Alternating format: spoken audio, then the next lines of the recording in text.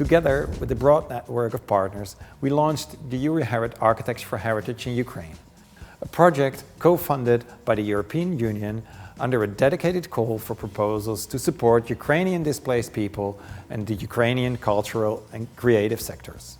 Within this project, European and Ukrainian heritage professionals, architects, designers, engineers, local authorities, and community representatives from Ukrainian cities come together to share knowledge and hands-on experience in protecting and restoring Ukraine's cultural heritage. Through this podcast series, we want to bring forward the voices behind the project.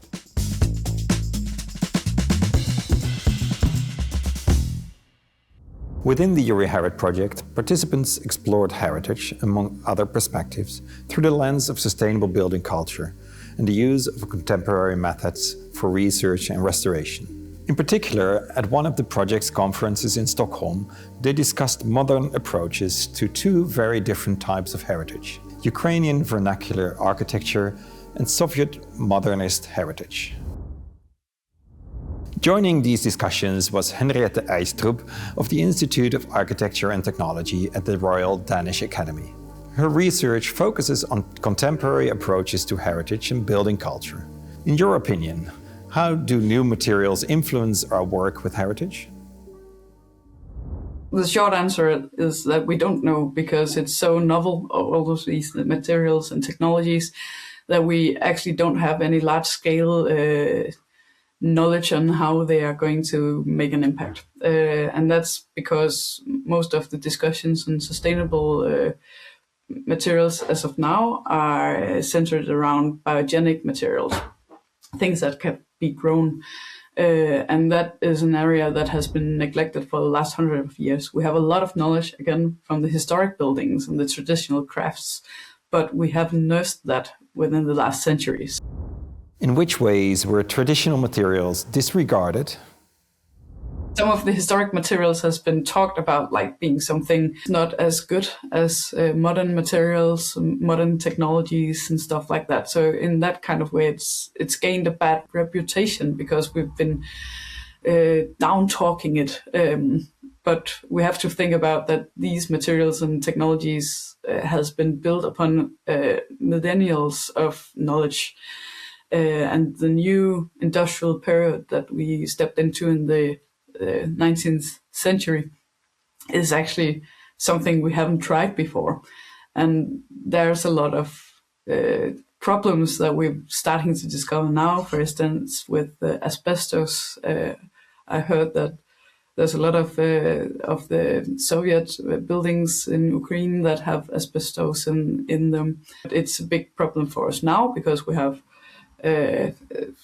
rubbles everywhere. We have materials that are starting to degenerate in other places. So it's beginning to be a problem for us. So maybe it makes sense to have some kind of industrial, scalable production of new materials in some buildings, for instance, the Soviet buildings.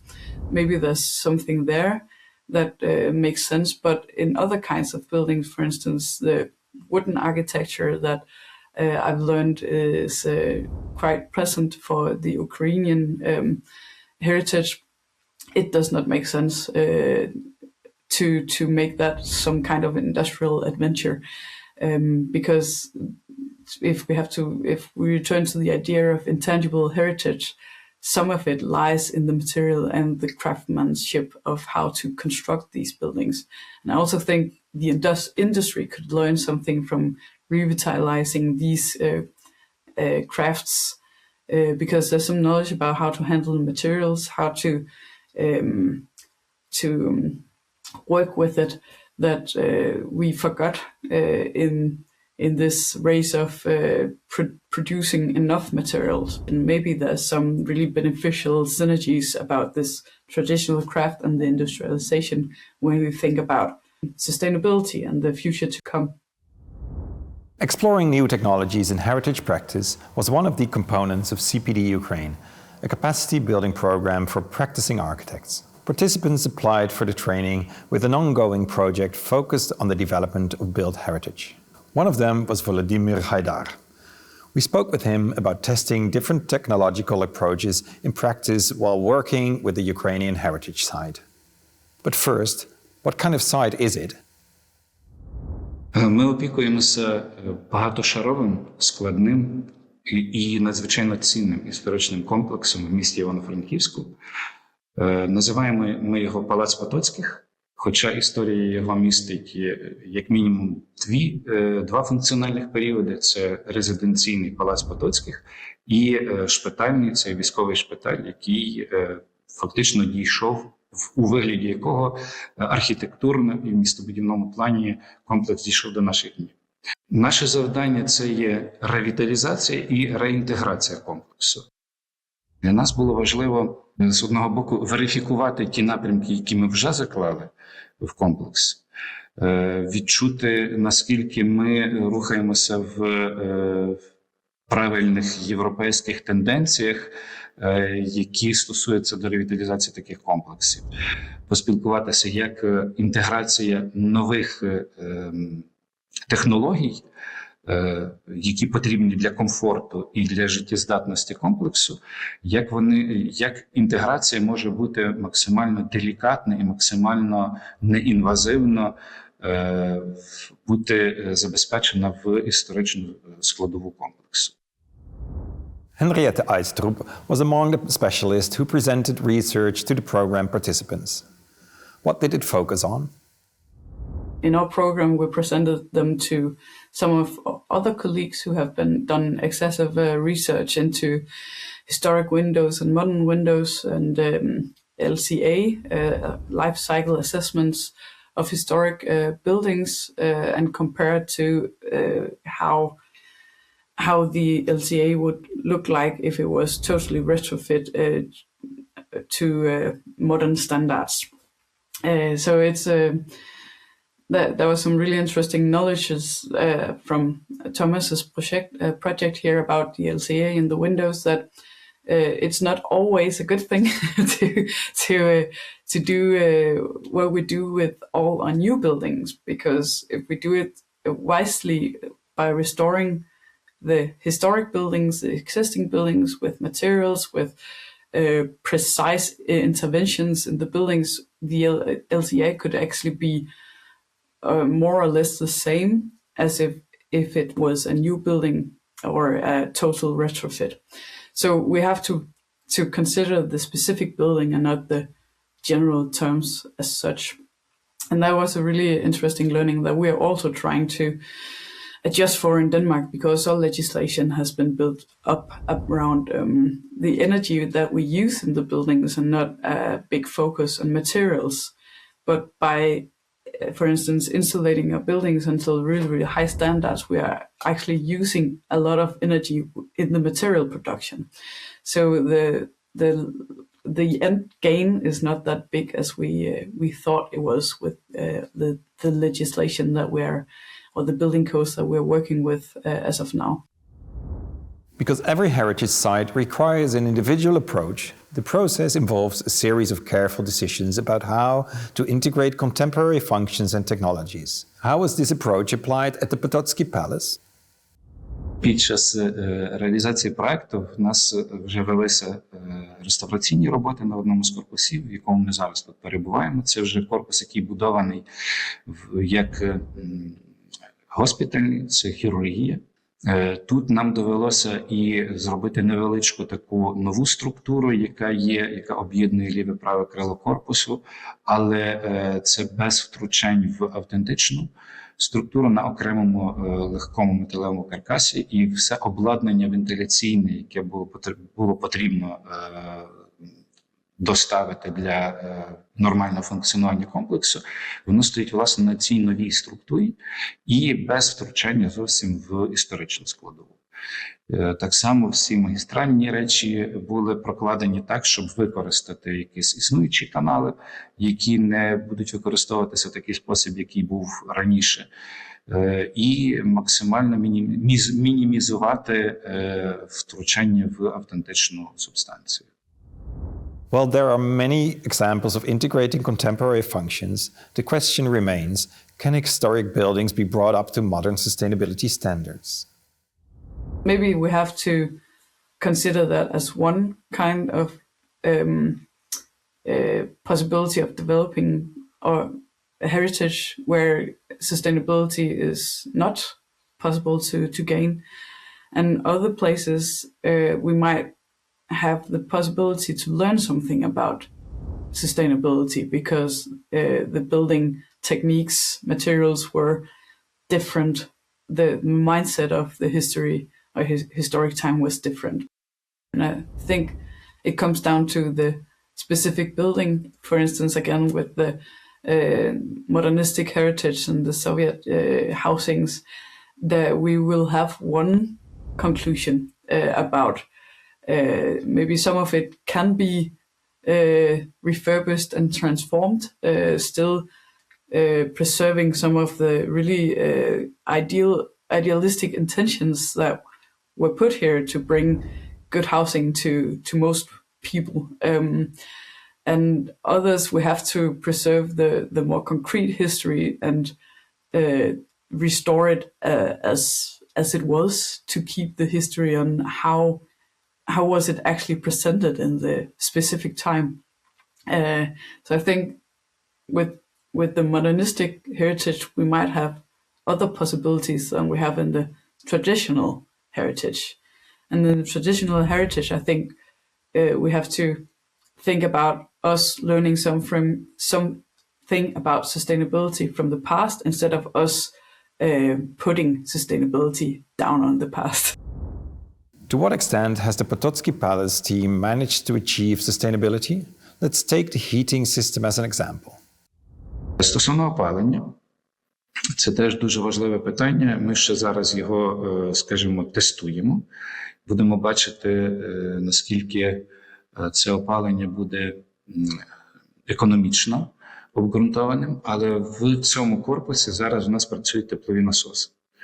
Теплові насоси – це є такий новий вид джерела тепла, який відбирає, це повітряні теплові насоси, який відбирає різницю температури в повітрі.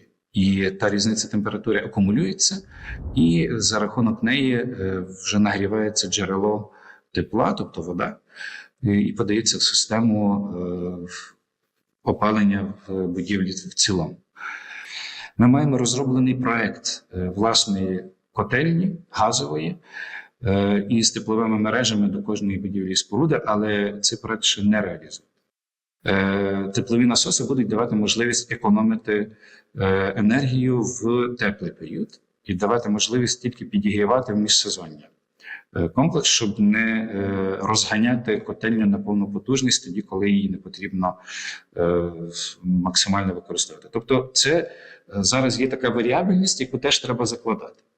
І теж треба закладати для історичних комплексів, тому що ми не маємо можливості забезпечити ліквідацію тепловтрат через віконні заповнення, які мають залишатися автентичними. Тобто ми їх можемо максимально зробити функціональними, максимально ущільнити, але замінити на енергоефективні склопакети ми не маємо права. Ми не можемо утеплювати фасад історичної споруди. Це теж є мінуси, з якими ми маємо миритися і маємо розуміти, що треба використовувати якісь альтернативні способи і засоби для енергозбереження. А ці альтернативні – це якраз підбір якісного і ефективного джерела тепла.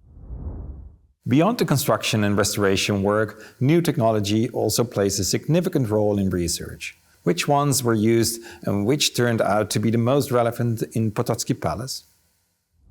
Тут було дуже цікаво поспілкуватися на тему нових технологій.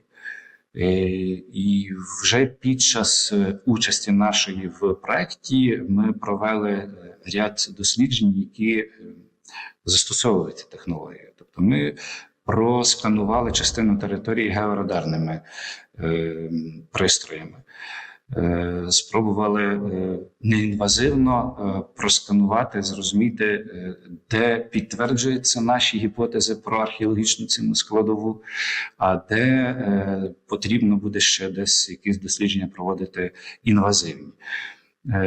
Це дуже цікава технологія, і Так як в Україні дуже мало є пристроїв, якими це можна робити, то нам вдалося лише зробити пробне сканування.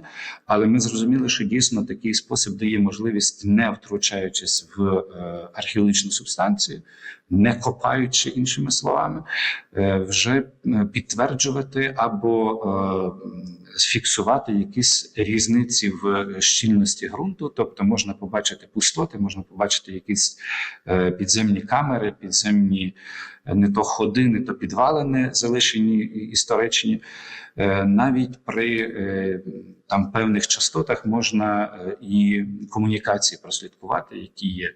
Тобто деякі частоти дозволяють на велику глибину просканувати, деякі на дрібнішу глибину, але з набагато більшою чіткістю і щільністю. Є ще одна технологія, яка називається фотограмметрія.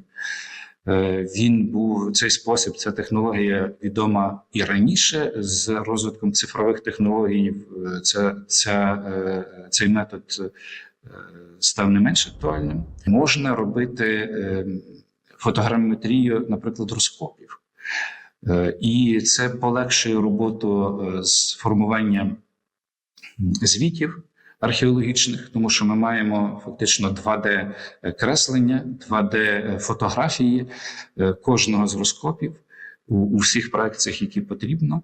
І на них ми бачимо не викреслені, скажімо, пошарові стратиграфії, тобто розкладку пошарових ґрунтів і знахідок, а маємо безпосередньо фото, на яких ми маємо детально в гарній якості видно, що де в якому шарі знаходиться. Стосовно дослідження, в нас ще теж зараз дуже активно застосовується 3D-сканування. Загалом це для України зараз дуже актуальний спосіб інвентаризації пам'яток, тому що ми ніколи не знаємо, коли може бути приліт і до яких наслідків він приведе, а пам'ятки – це структури, які знищити дуже легко і творити надзвичайно важко. Нам же ж цей комплекс досліджень, якраз 3D-сканування, дуже цінний для того, щоб можна було робити детальні обмірні креслення і мати перший крок для виготовлення креслень реставраційних. Are there any other technological tools you would like to apply at this site? Нам зараз цікаві для одного з корпусів, який є ще з періоду резиденційного, цікаві дослідження поліхромії, дослідження розписів.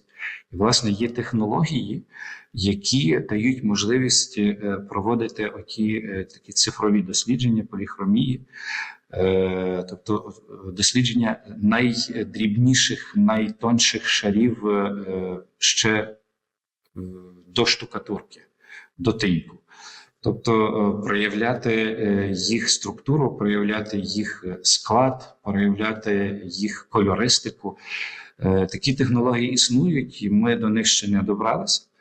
Але якраз, власне, ми десь у спілкуванні з спеціалістами, з фахівцями в проєкті довідалися, що це теж може бути реально і для нас. Є ще технології дуже цікаві, це є лазерне очищення автентичних елементів різних, як дерев'яних, так і металевих, так і кам'яних.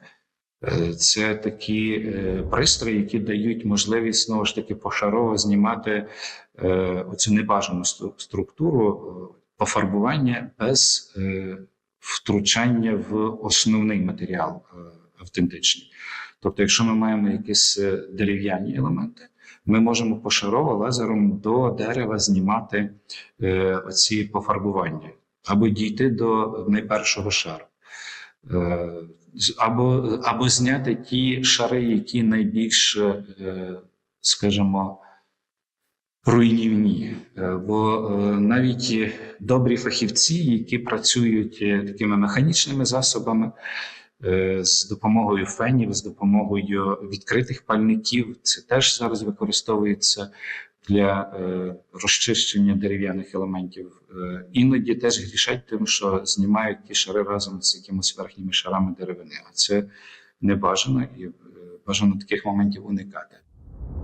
Looking back on the program, what stood out to you the most in the approach to working with heritage? Делікатність підходу до історичного з розумінням того, що сучасні технології потрібно теж інтегрувати, вона теж є дуже важливою, і якраз ми дуже багато спілкувалися на цю тему. Як інженерно забезпечити комплекс так, щоб не втратити автентичність. This is certainly a challenging but fascinating task for teams working with historic buildings and complexes. Moreover, it adds another layer of complexity to architectural competitions, while also opening the door to fresh and inventive solutions. Architectural design competitions are the focus of our next episode, so stay tuned.